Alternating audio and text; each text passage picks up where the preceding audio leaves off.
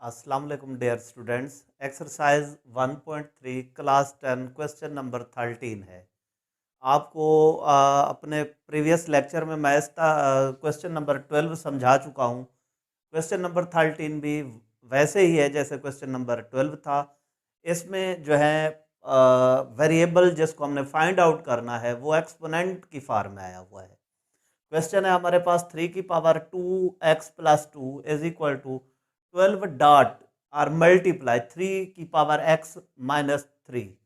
अब हमने इसको पहले क्वाड्रेटिक इक्वेशन की स्टैंडर्ड फॉर्म में चेंज करना है, उसके बाद हम इसको आगे हल करेंगे। अगर हम इसमें पहली वैल्यू में देखें 3 की पावर 2x+2 लिखा हुआ है, बेस सेम है, पावर ऐड हो रही है, तो हम क्या कर सकते हैं फिर अलहदा बेस लेकर अलहदा पावर इनकी कर सकते हैं। किस तरह? जैसे ये फार्मूला लिखा हुआ है, अगर x की पावर a डॉट x की पावर b हो, बेस सेम हो तो पावर ऐड हो जाती हैं। इट मीन्स अगर बेस a की आई हो, पावर ऐड हो रही हो, तो हम अलहदा बेस लेकर अलहदा पावर एक्सपोनेंट लिख सकते हैं। तो इसको भी हम इसी तरीके से लिखते हैं। क्या लिखा जाएगा?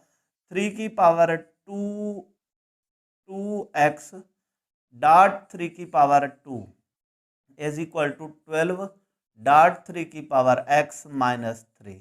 इसको क्या लिख सकते हैं? 3 की पावर 2 को 9 डॉट 3x का square is equal to 12 dot 3 की पावर x-3। अब अगर हम इधर देखें, इधर भी 3 की पावर x है, दूसरी साइड पे भी 3 की पावर x है। हम इसी को लेट करते हैं, लेट करके इसको लिखते हैं लेट 3 की power x is equal to y, 9 dot y square is equal to 12y-3। अब हम इनको रीअरेंज करके लिखते हैं, क्योंकि स्टैंडर्ड फार्म ऊपर लिखी हुई है, उसमें उस साइड पे 0 होना चाहिए। ये हमारे पास आ जाता है 9y square minus 12y+3 is equal to 0।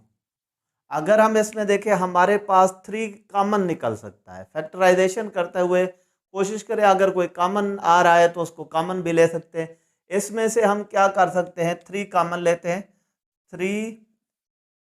3y square minus 4y+1 is equal to 0। 3y square minus 4y+1 is equal to 0। 3 इधर मल्टीप्लाई हो रहा है, इधर आकर क्या हो जाएगा? Divide. 3y square minus 4y+1 is equal to 0। अगर हम इधर कॉमन ना भी लें, हमारे पास क्वेश्चन हो सकता था, लेकिन कॉमन लेने से एक तो फायदा ये हो जाता है, वैल्यू छोटी हो जाती है। जैसे अब इधर पहले 9 था, 12 था, 3 था, हमारे लिए मल्टीप्लिकेशन ये वो थोड़ा सा मुश्किल हो जाता। अगर कॉमन आ रहा है तो हम उसमें से कॉमन ले लेते हैं। हमारे पास अब ये आ गया 3y square minus 4y+1 is equal to 0। इसकी अब हमने फैक्टराइजेशन करनी है। फैक्टराइजेशन में क्या करते हैं हम, आपको मैं पहले 1.1 में डिटेल के साथ फैक्टराइजेशन समझा चुका हूँ। यहाँ पे जस्ट मैं पेयर बनाऊंगा। हम पहली वैल्यू भी लेते हैं 3y स्क्वायर, आखिरी वैल्यू भी लिख लेते हैं +1 इज इक्वल टू 0। अब हम इस -4y को रिप्लेस करके लिखेंगे कि मल्टीप्लाई करें तो +3 आना चाहिए, ऐड सब्ट्रैक्ट करें -4 होना चाहिए। ये 3 1 3 भी होता है, 3 और 1 4 भी होता है, लेकिन साइन क्या रखनी चाहिए? हमें -4 चाहिए। हम दोनों को माइनस रख लेते हैं। इसकी जगह पे -3y-y, जो भी इधर वेरिएबल होगा वो उसके साथ लिखा जाएगा। अब हमारे पास ये -4y भी बनता है। अब हम इसमें से क्या कर सकते हैं? पहले पेयर में से भी कुछ कॉमन लेते हैं, दूसरे में से भी। पहले पेयर में से क्या कॉमन आ रहा है? 3y हमारे पास कॉमन आ रहा है, y-1। जहां से कुछ भी कॉमन ना हो वहां से 1 निकलता है, और y बाहर माइनस होने की वजह से अंदर sign change is equal to 0। y-1 3y-1 is equal to 0। y-1 is equal to 0, 3y-1 is equal to 0। हम पहले इस साइड को कंप्लीट करते हैं।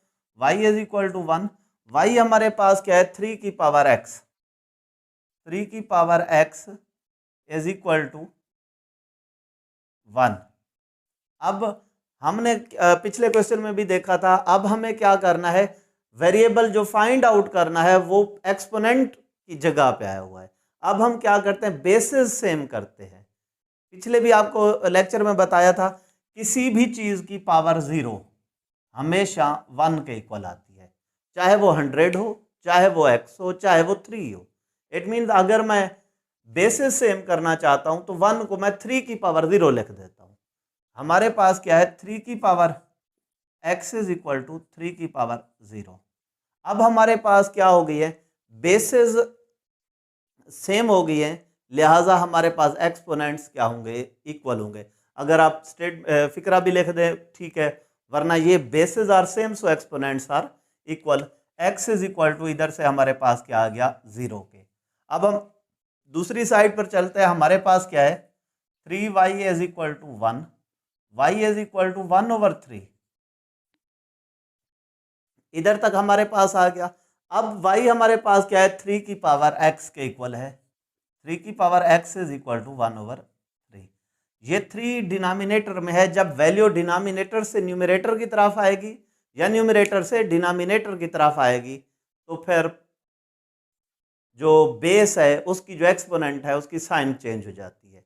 ये 3 है, इसकी पावर इधर या एक्सपोनेंट +1 है, +1 लिखते नहीं है। जब हम इसको न्यूमरेटर की तरफ लेकर आएंगे तो इसकी पावर -1 हो जाएगी, जो कि लिखी जाती है 3 की power x is equal to 3 की पावर -1। पावर 1 थी, ये डिनोमिनेटर में था, न्यूमरेटर में आया, पावर हमारे पास -1 हो गई।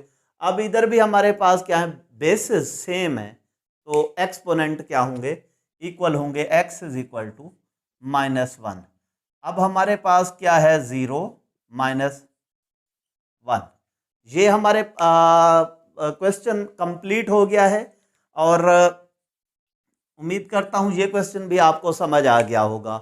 इससे रिलेटेड एक और क्वेश्चन है, वो हम अपने अगले वीडियो लेक्चर में शामिल करेंगे।